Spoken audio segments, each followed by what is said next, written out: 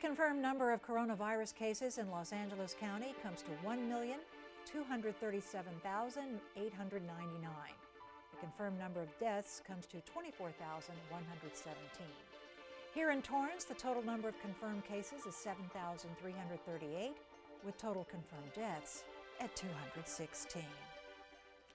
Welcome to COVID-19 Today. I'm Bella Shaw. It's 4 p.m. on Thursday, May 20th. A new initiative is hitting the ground running as thousands have signed up to help get the word out about the COVID-19 vaccine. Led by Healthy Future California and UCLA, the state has kicked in $10 million to fund this effort, which has partnered with 70 community-based organizations to basically go door to door to make peer-to-peer appeals and provide support to help overcome barriers to vaccinations. So far, about 2,000 people are employed in 13 counties, including Los Angeles, Alameda, Fresno, Kern, Merced, Orange, Riverside, San Bernardino, Sacramento, San Diego, Santa Barbara, Tulare, and Ventura. According to the state's Department of Public Health, 39% of California residents are said to be fully vaccinated, with another 12% having received at least one dose. Public health officials say at least 70% of the population must be vaccinated in order to reach herd immunity. In a recent poll, nearly 1 in 5 Californians said they would either wait a year to get the vaccine or would never get it. This follows a national trend of vaccine hesitancy in rural regions of the country where the CDC found vaccination rates to be at 38.9% compared to 45.7% in urban areas. The canvassers who've signed up visit about 3 dozen doors a day in Los Angeles to help get the word out that getting the vaccine is science and data-driven, safe and effective in protecting against COVID-19. They're going to communities where public service announcements, social media, and news outlets are not often effective. Canvassers are trained to help the public answer concerns about the vaccine and its side effects, misinformation about the vaccine, or help with language barriers which may have prevented someone from getting the vaccine. So far, they've knocked on about 231,000 doors, called on 1.3 million people, and have made 13,000 appointments so far. California's Attorney General, Banta, is warning the public about counterfeit COVID-19 vaccine cards. Banta says these fake record cards undermine the health and safety of Californians and are also illegal. He suggests getting the COVID-19 vaccine, which will result in getting an authentic vaccination record that reflects you have been vaccinated. He says do not purchase them, do not make your own, and do not fill in blank vaccination record cards with false information. Now that anyone 12 and older can get the COVID-19 vaccine for free, the vaccination card includes information about the type of vaccine received, the date it was given, the person's name and birth date as well. Banta says this is a federal crime to create an unauthorized document and may be punishable. The public is also reminded not to post photos of their vaccination record card on social media in an effort to avoid having their important personal information stolen. To report any suspicious activity, go to the Office of the Attorney General at oag.ca.gov. Good news for California is now nearly 2/3 of adults in the state are partially vaccinated for COVID-19, a big milestone to reaching widespread community protection. Health experts say reaching herd immunity is necessary to end the pandemic, and now with children 12 and older authorized to get the Pfizer 2-dose vaccine, families are urged to get children vaccinated as they are not immune to experiencing severe complications if infected with COVID-19. Dr. Christina Gailey, the LA County Health Services Director, says while the risk is lower among teens than adults of getting seriously ill or dying of COVID-19, thousands of children around the world have been hospitalized and hundreds have died. According to the U.S. Centers for Disease Control and Prevention, so far 67.1% of residents 18 and older in California have gotten at least one dose of the COVID-19 vaccine. California now ranks 11th in the country, with Vermont leading at 78.4%, Hawaii at 76.6%, and Massachusetts at 75.7%. You know, dogs are an incredibly smart breed of animals, as they've proven time and time again that they could be trained to do just about anything. Well, now a new study is showing dogs could be trained to detect COVID-19 infections in humans, sometimes even faster than a 15-minute antigen test. A new study from France's National Veterinary School found that dogs reached 97% sensitivity in detecting the virus. Researchers say this means that virus-sniffing dogs could potentially be more widely used in places like airports, train stations, or where crowds gather to better screen people. The study was conducted by collecting sweat samples from humans and having the dogs sniff the vials to figure out which one was infected with COVID-19. Of the 335 people tested, 109 were positive with COVID-19, and researchers were not made aware of which samples were positive prior to the dogs sniffing them. 9 German Shepherd dogs participated in this research. Now, dogs must first be trained to learn the unique scent of the coronavirus. It's the same concept of teaching dogs to sniff out bombs or drugs. France isn't the only country to study this. Back in July, German researchers also discovered that dogs were able to distinguish saliva samples of people infected with COVID-19 about 90% of the time. Reports are also surfacing that Finland, Dubai, and Switzerland have all started training dogs to sniff out the infection too. The latest report from the U.S. Labor Department is showing some new pandemic lows in unemployment. New applications for unemployment benefits continue to decline nationwide as initial jobless claims dropped 34,000 to 444,000 in the week that ended on May 15th, with California workers filing about 71,000 first-time claims that same week.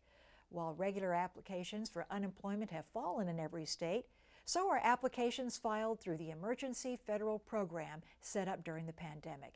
It had just over 95,000 applications for jobless benefits filed last week, which peaked well over 1 million a week last year. Now, while layoffs and new jobless claims are beginning to decline, the big debate remains whether stimulus money and the extra jobless benefits are the main factors creating worker reluctance, as employers report that hiring has been more difficult than expected. Frontier Communications is being sued for misleading and overcharging customers.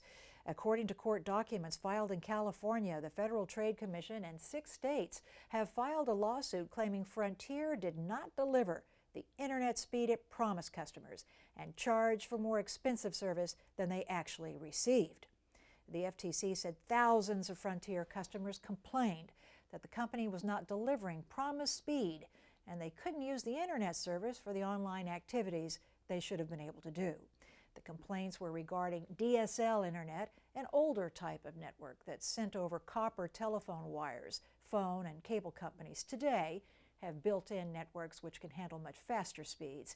The FTC says Frontier provides DSL service to 1.3 million customers in 25 states, mostly in rural areas. Frontier filed for bankruptcy in April of 2020. The South Bay Workforce Investment Board received a $500,000 grant to support several much-needed industries. The California Workforce Development Board awarded $500,000 to the SBWIB to boost nursing training and apprenticeship projects in the region. Since the pandemic hit, healthcare providers in Southern California have reported significant demand for trained individuals to fill open certified nursing assistants, phlebotomist, and clinical laboratory scientist positions. SBWIB's executive director, Jan Vogel, says thanks to this grant, they're able to provide no-cost training and supportive services for up to 75 local residents. They are excited to be a part of this coalition to get underserved populations into healthcare training opportunities and well-paying careers. The SBWIB operates 4 one-stop business and career centers within the South Bay area and offers employment services at no cost to the public. You can learn more at sbwib.org. Torrance-based electric car startup company Canoe just released its pickup truck for pre-order. The truck comes with some unique features like a pull-out cargo bed, fold-down side panels, power outlets, and also a rectangular steering wheel. It's also designed to accommodate a variety of camper shells for those weekend adventure trips. The executive chairman and CEO of Canoe, Tony Aquila, says their pickup trucks are as strong as the toughest trucks on the market and includes features for people who use trucks on the job, weekends, and for exploring. The vehicle is scheduled for delivery in 2023. You can go to canoe.com/pickup. The Torrance Art Museum Advocates is inviting the community to take part in a video chat tomorrow regarding the upcoming new exhibit called Ultra. Max Press-Neal, the director and curator at the museum, will discuss the new adventurous community-based public art exhibition that takes place this summer here in the city of Torrance. More than 20 accessible locations spread around town will feature public artwork from some of the region's most significant and exciting contemporary artists.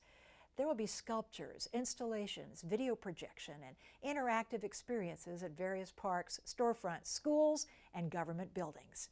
Tomorrow's discussion is a virtual format that's free to attend and starts at 1 p.m. To learn more, go to torranceartmuseum.com/ultra. Well, as we wrap up this week, be sure to tune in to Weekends in Torrance beginning Friday right here on Citi Cable. New episodes air at 2 p.m. tomorrow, Saturday and Sunday. This weekend, learn more about one of the oldest philanthropic organizations here in the city as we take a deeper dive into the Torrance Women's Club and how it was founded 100 years ago. Plus, Los Angeles County's new Beach Emergency Evacuation Light System, or BEALS, is one step closer to officially launching next month as it goes under successful testing at Torrance Beach.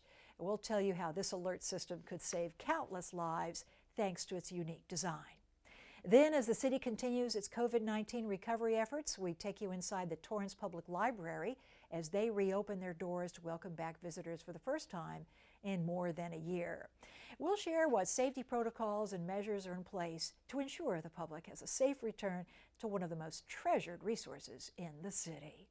These stories and much more kick off tomorrow at 2 p.m. You can find us on Spectrum Cable Channel 3, Frontier Fios Channel 31, streaming on our website as well as on YouTube. Well, before we go, at the end of each program, we like to share feel-good stories from our community. Pictures, images, and videos that remind us of how resilient our community is and how Torrance truly cares. A Torrance-based community chorale continues to weather through the global pandemic as they stay happy together. Here's a look at what's ahead for this remarkable group. Greetings! I'm Alan Petker, conductor and artistic director of the Los Cancioneros Master Chorale. I am pleased to tell you about our spring concert, Happy Together, which will be a virtual concert premiering on June 13 at 4 p.m. As with all the virtual concerts we've presented during this pandemic year, you simply go to our website, lcmasterchorale.com. Happy Together is the perfect name for this concert, not just because we sing that song at the opening. Happy together, so happy together.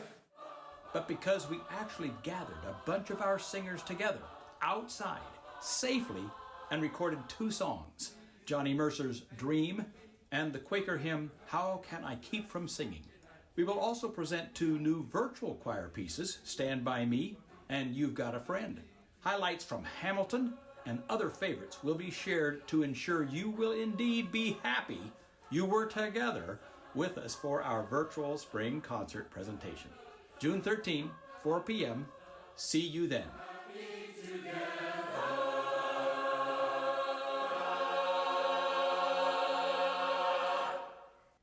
What an exciting concert to look forward to. Again, the virtual concert takes place on Sunday, June 13th at 4 p.m. Simply go to lcmasterchorale.com. Now, if you have a great story, upcoming event, a photo or video you'd like to share, email us at covid19today@torranceca.gov. We'd love to hear from you. Well, that's our update for COVID-19 today. Have a wonderful weekend. Be sure to join us back here on Monday as Leslie Robbins brings you the latest. Be safe, stay healthy, and thanks for tuning in. We'll see you next time.